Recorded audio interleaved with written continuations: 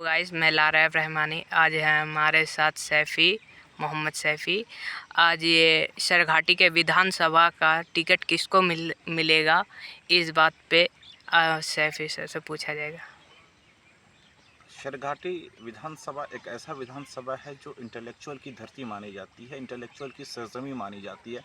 हमारे स्टेट के अंदर में गया डिस्ट्रिक्ट के अंदर ये सरघाटी सिटी है जो एक 226 विधानसभा में आता है। ये इसलिए हम इंटेलेक्चुअल कह रहे हैं इस धरती को, क्योंकि नवाब हमजापुरी एक पर्शियंस के ग्रेट राइटर रह चुके हैं। और हमारे इसी सरजमी से जो एनसीईआरटी प्रोफेसर हैं, जो ग्रेट इंटेलेक्चुअल हैं, वो जेएनयू जैसे बड़ी संस्थान में, यूजीसी जैसे बड़े संस्थान में काम कर रहे हैं, देश की शिक्षा व्यवस्था में सुधार कर रहे हैं। न्यू एजुकेशन पॉलिसी में काफ़ी लोगों का जो है, यहाँ के लोगों का काफ़ी कंट्रीब्यूशन रहा है। कई सारे ऐसे नेता हैं जो यहाँ के जन कल्याण के बारे में सोचते हैं। इसलिए डैट इज़ वाई कि ये इंटेलेक्चुअल बुद्धिजीवियों की धरती है। और ये इस पे जो है हर लोग एक नायाब क्वालिटी लेकर नेता के रूप में उभर रहे हैं, ब्यूरोक्रेट्स के रूप में उभर रहे हैं। एक एडमिनिस्ट्रेशन में कई सारे लोग की भागीदारी बढ़ रही है, देश के विकास में कंट्रीब्यूशन बढ़ रहा है। ये तो हो गया सरघाटी का पॉइंट ऑफ व्यू। दूसरा इतिहास क्या है कि सरघाटी शुरू से मुग़लों का शासन के समय से, और आपको जो औरंगज़ेब का शासन काल रहा है, और उस दृष्टिकोण से, और सासाराम में जो शेरशाह सूरी का जो शासनकाल रहा है, उस दृष्टिकोण से सरघाटी और ब्रिटिशों का जो भूदान आंदोलन हुआ था, सरघाटी के लोगों का बहुत ही ज़्यादा अहम रोल हुआ करता था।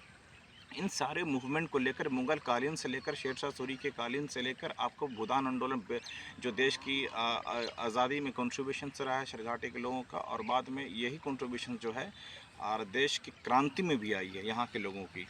तो सबसे बड़ा जानना चाहते हैं कि शहर की जो दावेदारी है सरघाटी में काफ़ी लोग की बढ़ चुकी है, क्योंकि यहाँ पे सिटिंग एमएलए मंजू अग्रवाल हैं, लडन खान हैं, वसीम अकरम है, और ये आपको रामाधार सिंह, प्रशांत किशोर, पवन किशोर जी हैं। तो ये सारे लोग जो हैं सरघाटी के सरजमी से अपनी दावेदारी कर रहे हैं कि विधायक के बेस्ट कैंडिडेट के लिए। लेकिन मेरा मानना ये है कि जो भी पार्टी समर्थक लोग हैं, वो अपने अपनी भूमिका में हैं और अपने अपने लोगों के लिए काम कर रहे हैं। लेकिन हमारा मानना ये है कि जो प्रमुख हैं यहाँ के, आमस प्रखंड लडन खान जो प्रमुख हैं, उनका भी दावेदारी है, और बहुत बड़ी दावेदारी है। जैसा कि हम लोगों ने देखा है कि बहुत बड़ी संख्या में भीड़ उमड़ी है, और बहुत सा हज़ारों गाड़ियों के साथ वो काफ़िला लेकर जो है न्याय यात्रा को लेकर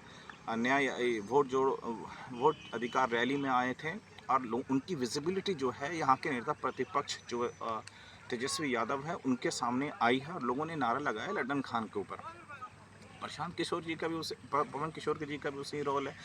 तो दावेदारी अलग अलग पार्टी से, लेकिन आरजेडी की दावेदारी में कई लोग हैं, जैसे मुख्य चेहरा माइनॉरिटी के लडन खान साहब हैं, और वो इस शहर के विकास में एक अहम भूमिका रही है। पूर्व के इलेक्शन जो आरजेडी का इलेक्शन हुआ, जिससे मंजू अग्रवाल, तो उनकी जिताने में अहम भूमिका रही है। और आमस प्रखंड के प्रमुख हैं, उनको जीतने में उनकी अहम भूमिका रही है। 2 बार निर्विरोध जीते हैं, और जनता उनको पसंद करती है उनके प्रखंड में। लेकिन जनता चाहती है कि उनके जो बाजुओं में ताकत है वो और बढ़े। इसलिए बढ़े क्योंकि उनके आने से विकास होगा। कारण क्या विकास का? क्योंकि वो भ्रष्टाचारियों के ख़िलाफ़ हैं। दूसरा चीज़ कि उनके पास बड़ा बिजनेस है। वो ऑलरेडी उनके पास पावर है, लेकिन पावर का डिसेंट्रलाइजेशन करना चाहते हैं, और किसी एक के हाथ में पावर का कंट्रीब्यूशन नहीं हो। इसलिए वो इलेक्शन लड़ना चाहते हैं और क्षेत्र के लोगों का विकास करना चाहते हैं। लेकिन देखना ये है कि आरजेडी उनको टिकट देती है कि नहीं देती है, और देगी भी तो किस आधार पर देगी। सबसे बड़ा दावा ये है कि अद्री का विधायक यादव है, गुरुआ का विधायक यादव है, बेलागंज का विधायक यादव है, और सर्वजीत पासवान जी हैं, ये बोधगया के विधायक। तो लेकिन यहाँ पे लोगों का डिमांड है कि माइनॉरिटी सीट होना चाहिए। माइनॉरिटी में सीट अगर होती है तो सबसे बड़े दावेदारी लडन खान जी की होती है। और इसको देखना हो क्या तेजस्वी जो हमारे नेता, प्रतिपक्ष के नेता हैं, वो इस पर ध्यान देते हैं कि नहीं देते हैं। और अगर देते हैं तो फिर बेहतरीन विकल्प होगा। लोगों की आवाज़ है कि मुसलमान क्या दरी बिछाने के लिए सिर्फ रहेगा, कि सत्ता में भागीदारी भी बढ़ेगी, क्योंकि लेस दैन 1% मुस्लिम माइनॉरिटी से सत्ता में भागीदारी है। बाकी सब तो कार्यकर्ता के तौर पर पीछे पीछे हैं। तो देखना यही हुआ, क्या इसको मुस्लिम सीट कंसिडर की जाती है कि नहीं की जाती है। आप ज़रूर कमेंट करें।